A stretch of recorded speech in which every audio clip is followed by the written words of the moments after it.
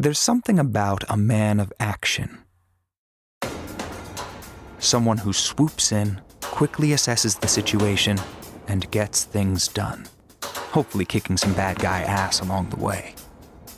I am a child of the 80s and 90s, and I watched a lot of movies when I was growing up. Action movies were a particular staple.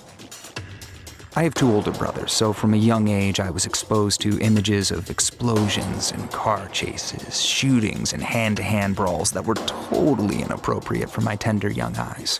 Vehicles for pumped-up action stars like Arnold Schwarzenegger, Sylvester Stallone, and Jean-Claude Van Damme. Those are some serious guns. Franchises like Rambo, sequel after sequel of meat-headed mayhem. I ate these movies up.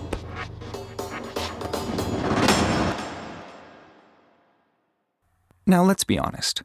Many, if not most, of the action movies of the 80s and early 90s are masterclasses in bad filmmaking.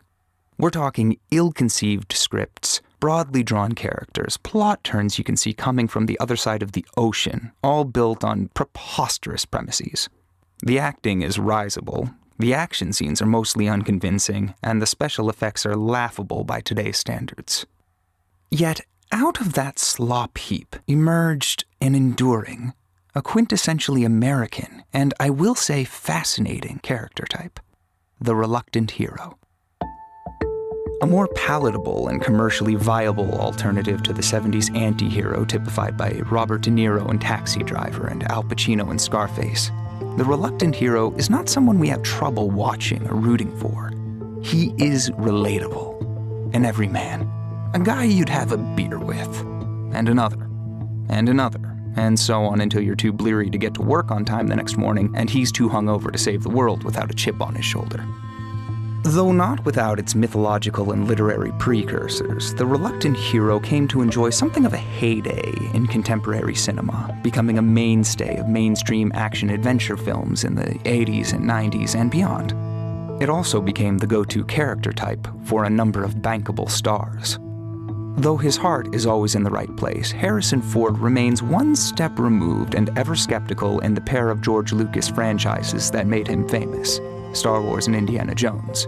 There was even a TV documentary released in 1998 titled Harrison Ford, The Reluctant Hero. I have never felt personally responsible for the success of the Star Wars films or the Indiana Jones films, or for that matter, any other successful film. Fiercely independent, intensely private, frequently moody and temperamental, Harrison Ford would seem an unlikely candidate for stardom. Mel Gibson struck a similar chord in the Lethal Weapon movies, upping the ante with a troubling backstory and a heavy dose of caustic humor that never failed to irk his more circumspect partner. Christ. Shut up! Yes or no? You want to die? Yes or no? I got the job done. What the hell do you want? Didn't answer the question. Oh, what do you want to hear, man? Do you want to hear that sometimes I think about eating a bullet? Huh? Well, I do. I even got a special one for the occasion with a hollow point. Look. Make sure it blows the back of my goddamn head out. Do the job right. Every single day I wake up and I think of a reason not to do it. Every single day. And you know why I don't do it? This is gonna make you laugh. You know why I don't do it? The job. Doing the job. Now that's the reason. You wanna die? I'm not afraid of it. I ain't afraid of it. Here, take my gun. Don't nibble on the barrel. Pull the trigger. Go ahead, pal. Be my guest. Go ahead if you're serious. You shouldn't tempt me, man. But there is perhaps no better example of the reluctant hero, no example so incendiary, so iconic, and so beguiling as Bruce Willis's depiction of John McClane in the classic 1988 action film, Die Hard. Do you really think you have a chance against us, Mr. Cowboy? Yippee-ki-yay, motherfucker. What sets John McClane apart from other reluctant heroes of the era is just how relatable he is. Where Mel Gibson's character Riggs in Lethal Weapon is a former special ops soldier with expertise in weapons and martial arts, John McClane is a regular cop, a member of the NYPD. Hans Gruber, the villain of the first Die Hard movie, describes McClane as just another American who saw too many movies as a child. Another orphan of a bankrupt culture who thinks he's John Wayne. That pretty much hits the nail on the head. He is all of us, but at the same time, he's totally himself. He is just as much an everyman as he is a Superman.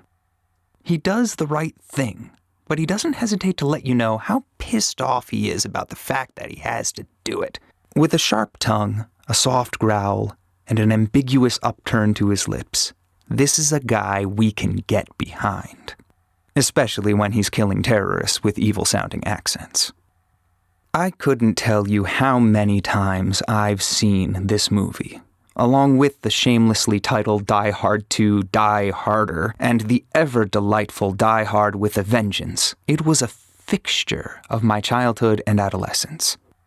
I think I understood from a fairly young age that the movie was a bit of unapologetic pro-American propaganda, always pinning our red-blooded working-class hero against reptilian foreign criminals. Nevertheless, I am always eager to cheer for our hero as he overcomes the bad guy and frees the innocent captives. But should I be? Should I accept a movie like Die Hard as a relatively harmless, if violent, diversion? Or is there something more dangerous about the film's message, both the story it tells and, perhaps more insidiously, the parts of the story it leaves out? I'm Greg Beam, and this is Quite Useless. We can forgive a man for making a useful thing, as long as he does not admire it. The only excuse for making a useless thing is that he admires it intensely. All art is quite useless. Welcome to Quite Useless, a podcast about art and its role in our lives. Each episode, we take a look at a different topic in the arts, examining how it both reflects and shapes our perceptions of the world. The original Die Hard was released in 1988, and I saw it not long after that. But it was only recently that I gained a rather different perspective on the film, one that won't allow me ever to look at Die Hard the same way again. This fresh perspective came from my friend Eric Poulin. Eric is a public school teacher and writer in Portland, Maine, and the host of the political podcast The People's Soapbox. Eric first wrote about Die Hard in 2014, comparing the film to its source material, the novel Nothing Lasts Forever. Since Eric published his article, there has been no shortage of commentary on the adaptation. For instance, you can find a thorough and quite entertaining YouTube video from Cinefix detailing the changes that were made from page to screen. But these analyses mostly remain at the level of the storytelling and the film's immediate impact. What caught Eric's attention were the deeper political and cultural strains suggested by the changes the filmmakers made to the story, and especially to its central character. And just a heads up, along with some descriptions of graphic violence, what follows is basically one giant spoiler for both the movie and the book. Here's Eric. Almost 30 years later, there remains something viscerally cathartic and appealing about Die Hard, the story of John McClane single-handedly taking on and ultimately defeating a group of terrorists. Perhaps you've heard of it. The movie accommodates a variety of readings, but comparing it to its source material, Roderick Thorpe's pulpy novel Nothing Lasts Forever yields unique insight. The differences the filmmakers chose to adopt perhaps say a bit more about the American culture of the time than they might have intended, and indeed, even say more about America today than we might be comfortable with. In the novel, the main character is a grizzled, retired detective named Joseph Leland, rather than the youngish, wisecracking street cop John McClane we all know from the film. Leland, a private security consultant by the time the story takes place, has seen some of the darkest, most violent, and most disturbing elements of human nature. This has unsurprisingly left a mark on his psyche, essentially breaking him and shattering his trust in his fellow man. He is irascible, paranoid, and quick to violence.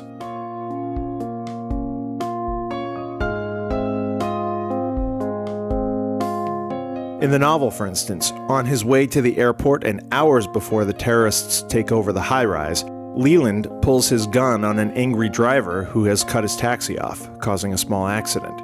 He restrains himself from murdering the man then and there, but the overall image we get is of a man with a disconcerting combination of emotional instability and efficient lethality, both resulting from his extensive work in law enforcement. This, incidentally, is not an unrealistic portrait of a veteran of violent action. Though no diagnosis is made in the novel, Leland exhibits the irritability, hypervigilance, and exaggerated startle response characteristic of post-traumatic stress disorder, an affliction one might expect to observe in anyone who's experienced the kind of violence an action hero sees. But the movie only makes gestures at these character traits with McClane. Early on, when a fellow airline passenger glimpses McClane's firearm, John smiles and tells him to trust him because he's a cop. Audiences may take this in stride, but it's not necessarily a given that off-duty officers carry their weapons with them everywhere they go, then or today. Then there's the moment when McClane first confronts one of the terrorists with a gun to his head, and the terrorist is unafraid, saying he's confident McClane won't hurt him because he's a police officer, and police officers have rules. To which McClane responds, "That's what my captain keeps telling me," before throwing an elbow to the back of the guy's head and initiating a brutal confrontation that ends with him snapping the terrorist's neck. In fact, in spite of the dialogue, McClane does show a degree of restraint in not immediately killing the guy, which speaks to the point that McClane's harsher edges have been shaved down in the film. And yet, the grotesque presentation of the man's body, wearing a Santa hat with the note, "Now I have a machine gun, ho ho ho," written on his shirt, that should give us pause. It's no doubt a tactical maneuver meant to psych out the enemy, but to suggest that any person who is of sound mind would be able to carry out such a stone-cold move, that normalizes the violence in a really weird way. It's one thing if we're seeing the excessive responses of a damaged mind, but to see this sick move perpetrated by our putative average Joe good guy ought to be chilling. That it's not demonstrates the potency of the moral Novocaine the film delivers. Mostly, McClane's propensity to violence is portrayed casually, without raising any real question as to whether or not it's the mark of an unreasonable and imbalanced man. Nothing Lasts Forever was originally conceived as a sequel to an earlier Thorpe novel and film adaptation, The Detective. The follow-up was intended to star Frank Sinatra, who had also starred in the original film. When he turned it down, the screenplay languished in obscurity for a bit and began to alter its form, the emphasis shifting to the flashy action and away from the grisly violence. The script was eventually tweaked to make it a standalone film, while along the way the lead role was offered to Hollywood's leading action stars of the day, including Sylvester Stallone, Burt Reynolds, Harrison Ford, and, you guessed it, Arnold Schwarzenegger. Hey. But it was repeatedly turned down. Dang. When filmmakers settled on the somewhat unlikely choice of Bruce Willis, who was then starring in the television show Moonlighting for their lead, the character changed again, this time at the hands of the charismatic young actor portraying him. Much of the movie's gallows humor, not to mention the character's charm, was a result of Willis's occasional ad-libs and personal magnetism. Willis's approach wasn't without precedent. Dating back at least to Marlon Brando, bold film actors have occasionally taken creative control over their characters, bypassing the screenwriters and occasionally the director in deciding not only how their character behaves, but what they actually say. Meryl Streep is reported to have rewritten significant tracts of dialogue in her star-making turn in Kramer vs. Kramer, and Harrison Ford provided some of Han Solo's most memorable remarks in the original Star Wars trilogy. I love you. I know. Nonetheless, Willis's portrayal of McClane remains an impressive feat. It'd be difficult to argue that Willis's portrayal of John McClane hasn't had a far-reaching impact on the action genre and broader popular culture. In his hands, the character tilted even further away from the troubled, ultra-violent, and deeply flawed renegade of Leland, removing much of the essential moral ambivalence of the novel in the process, and toward the cheeky, indestructible Superman McClane became in the sequels. This is interesting from a professional acting perspective. Typically, when an actor rewrites their dialogue or adds lines to the text, they do so in the interest of adding complexity and nuance to the character. It seems to me that Bruce Willis did the opposite, giving his depiction of McClane a beguiling, sarcastic sheen, while further divesting him of his demons. Though a lot of the work in that direction had already been done by the script, Willis put the cherry on top and made it all as palatable as he could, if only through the sheer likability of his characterization. And then there are the villains. In the book, the terrorists are not mere thieves as they are in the movie. They are, in actuality, attempting to reveal the corporate corruption, collusion, and greed of the Klaxon Corporation, Nakatomi in the movie. A telling adjustment at a time when Americans were xenophobically anxious about the prospect of Japanese corporations supplanting American dominance in the global marketplace. And while they are led by the violent Anton Gruber, Hans in the movie, Gruber is overtly portrayed as the other side of Leland's coin. Both men are willing to go to extreme lengths, including violence, in defense of their principles. And neither appears overly concerned about the human toll of his actions. The movie eschews the more complex moral equation between these characters, and indeed drains the villains of any sense of purpose and conscience at all, instead choosing to render them as more or less pure greed and malevolence incarnate. The book, on the other hand, portrays Leland himself in a less sympathetic, even accusatory light. It intimates, for example, that far fewer people would have died had Leland not intervened in the manner in which he did. The violence he engages in, systematically and brutally killing off terrorists, including the sibling of another terrorist, as in the movie, and women, as the movie studiously avoids, is directly responsible for ratcheting up the animosity, anger, and further violence. In fact, a central theme of the book seems to be that violence begets more violence, anger begets more intense anger, fear begets more invidious fear. And when these forces are unleashed, they can quickly and easily spiral out of control in a dangerous tornado of destruction that irrevocably consumes everyone and everything in its path.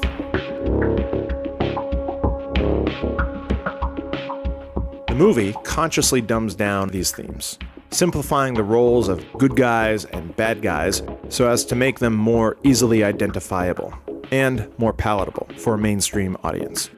No one will mistake Nothing Lasts Forever for a seminal work of American literature. It is clearly intended as an easily ingested piece of mass entertainment. But at least it maintains a trace of the complexity characteristic of the human experience. It implicitly asks its audience to consider weightier concepts than merely how many bad guys can the good guy kill. And it's not unheard of to retain such a quality in a popular film. Movies have a storied history of lead characters designed to simultaneously attract and unnerve audiences, from Stanley Kowalski in A Streetcar Named Desire to Clint Eastwood's hard-edged portrayal of Dirty Harry, not to mention a host of film noir classics, many of which are themselves adapted from hard-boiled detective fiction. You know, I don't see what there is to be cagey about, Mr. Marlowe. And I don't like your manners. Well, I'm not crazy about yours. I didn't ask to see you. I don't mind if you don't like my manners. I don't like them myself. They're pretty bad. I grieve over them long winter evenings, and I don't mind you ritzing me or drinking your lunch out of a bottle. But don't waste your time trying to cross-examine me. People don't talk to me like that. Oh.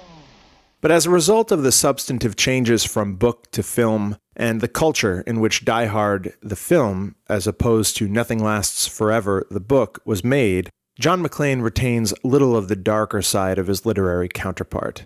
And to explain why the McClane character was sanitized in a way that his cinematic precursors weren't, says Eric, we have to look at the precise political and cultural climate in which the movie was made. Mr. Gorbachev, tear down this wall. Big Mac, at Wendy's you get more beef and less bun. Hey, where's the beef? I don't think there's anybody back there. That smile, show me that smile. Don't waste another minute on your crying. The 80s culture, which birthed Die Hard, had, by the time the movie came out, internalized the brutal logic of Reaganomics and neoliberalism, aggrandizing fierce independence and self-interest. Everyone can be the hero. Everyone can independently triumph over the evils of the world. Everyone is John McClane, a plucky working-class loner up against impossible odds who will inevitably win in the end because he is, after all, the good guy. And the good guys always win, especially if the good guy is American, and really, isn't the good guy always American? And so the adaptation from book to film shifted the story's focus from a troubling portrayal of violence, one which arguably implicates the audience in the barbarity committed by the main character to whom they've affixed their sympathies, to little more than a gaudy celebration of action and destruction. In other words, it was still morning in America, and by God, we weren't about to have our Stars and Stripes hailing, Walkman-toting, cable TV-watching, decade-long patriotic bender harshed by any moral ambiguity, even from a salty hero like John McClane. Just ask Jimmy Carter what happens to people who try to harsh our mellow.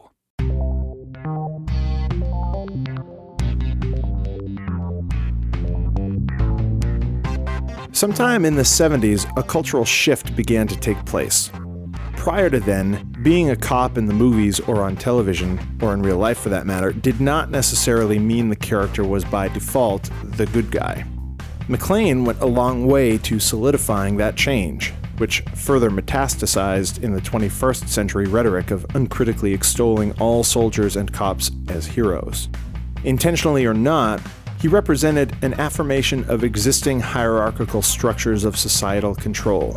The cop is the good guy, while simultaneously inflating the individual's sense of self-worth. John McClane is just like me. Put another way, watching the movie, we're led to think both, thank God there are John McClanes out there, and I am John McClane, thank God for me. Meanwhile, the bad guys are reduced from being three-dimensional individuals with principles supported by an argument, however flawed their conclusions and methods were, to completely disposable, two-dimensional bank robbers only out for money. Die Hard, as insidiously enjoyable as it is, represents the continued oversimplification and dehumanization of American society, as well as its general abandonment of moral complexity. Ultimately, an animating force behind Leland's instability in the novel is his resistance to the changing world around him, the unraveling nation, the decay of community. Thorpe writes in the book, "What was going out of the world was the understanding that it was worthwhile to care about other people. Few people lived in a neighborhood anymore. Life was being organized to keep people distant from one another. Human beings were beginning to feel like guests on their own planet. And the corporate interests behind Klaxon and its numerous global clones, quote, were more interested in glorifying a bunch of oil pirates with an impressive raised plaza than in providing a few trees and benches where people could sit and talk to each other." Not for nothing, Leland, though capable of more severe brutality than McClane, likewise comes across as capable of higher moral functions. He seems, in general, to be a more damaged, but also more deeply feeling and thinking character than his cinematic embodiment. By the end of the story, both Leland and McClane have virtually destroyed their bodies and incurred great personal loss in pursuit of their principles. Leland's price, however, is a bit heftier than McClane's. His daughter, who'd been taken hostage, is dropped out of the window by Gruber. She's replaced in the film by McClane's wife, Holly, who makes it out alive. Almost everybody dies in the book, and it's left open-ended whether Leland himself will die as a result of his injuries. McClane, on the other hand, begins his ascent to superhuman everyman status, fully realized, of course, in the sequels. He gets the girl and rides off into the night like the American hero we all want him to be. Frankly, there's just something about the transmutation of this character from a cynical, caustic, cautionary tale into a bit of base wish fulfillment that seems almost, well, pornographic. In the end, Joseph Leland, and whatever trace of him remains in John McClane, may be destroying themselves and the world around them in a last death rattle for an America that was. an America that let citizens feel their world was small, tight-knit, stable, and safe. Perhaps the near-total devastation of the novel and its attendant complex moral and societal implications is a more apt ending for the story, but too difficult for mainstream America to face, then or now. Nevertheless, the vision of an unconflicted, stalwart, morally righteous America may die hard, but whether we want to admit it or not, nothing lasts forever. That was Eric Poulin, host of the program The People's Soapbox, a podcast produced out of Portland, Maine. You can check out his podcast on iTunes and at pplsoapbox.com. This story was adapted from an article entitled American Exceptionalism Dies Hard, published on Eric's blog, The Urgency of Now, in 2014.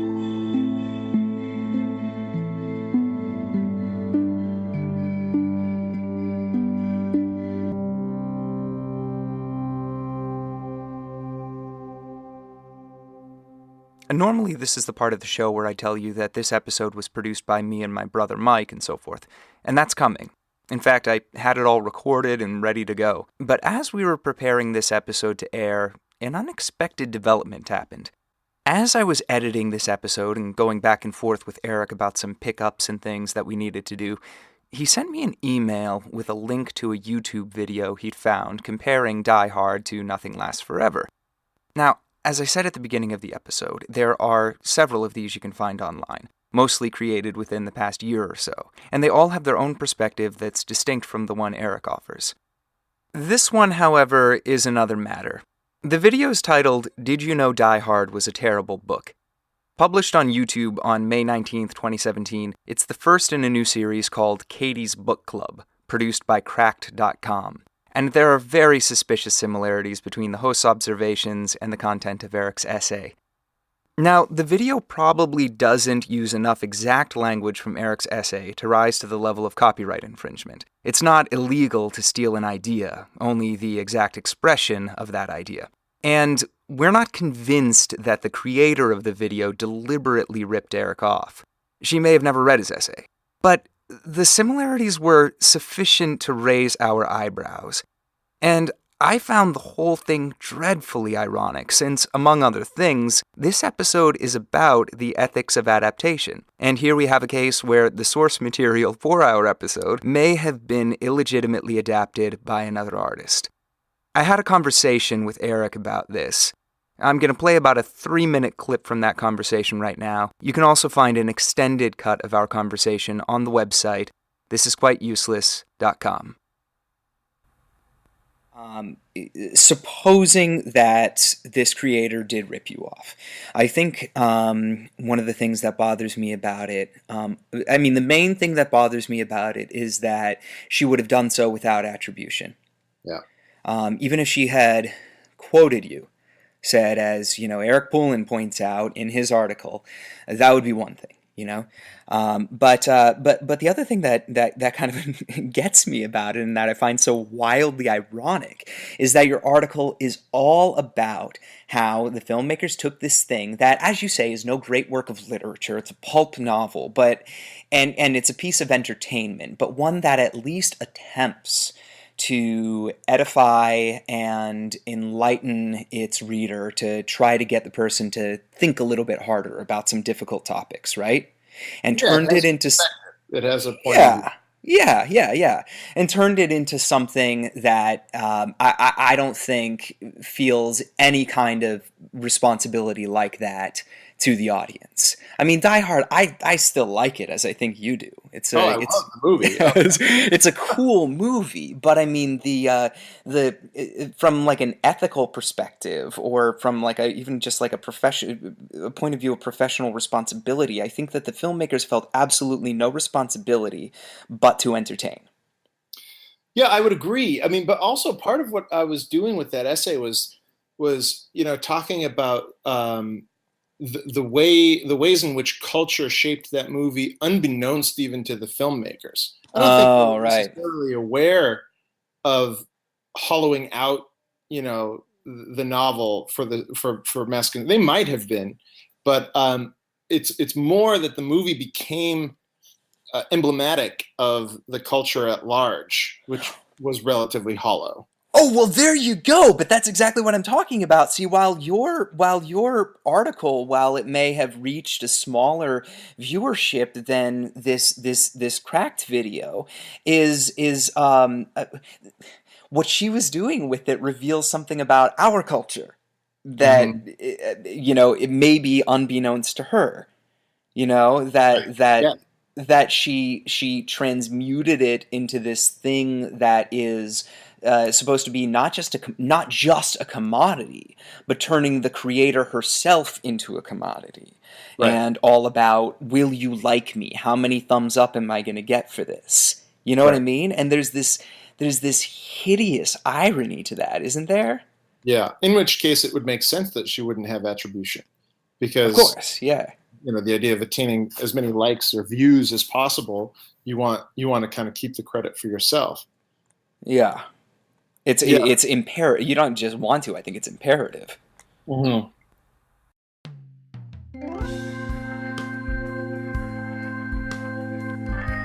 This episode was produced by me with music by my brother Mike and a couple of my own tracks as well, including the song you're hearing right now.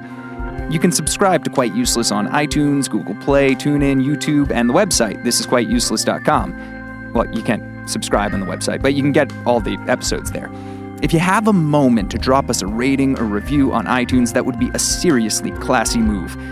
We're also on Facebook and Twitter, and if you want to send a longer message, perhaps to rail against my lack of patriotism, our email is quiteuselesspodcast@gmail.com. Big thanks to Eric Poulin for sharing his insights with us. Thanks as well to the late Ronald Reagan for showing us what a great oratorical voice sounds like. Thank you very much. I was even starting to get a little lonely. Something your humble host will never aspire to, especially when my vocal fry is exacerbated by a cold, as it was when I was recording this episode. If any of my current or former acting students are listening, don't be like me. I'm Greg Bean, and I very much hope you'll join me for more Quite Useless, all-American adventures.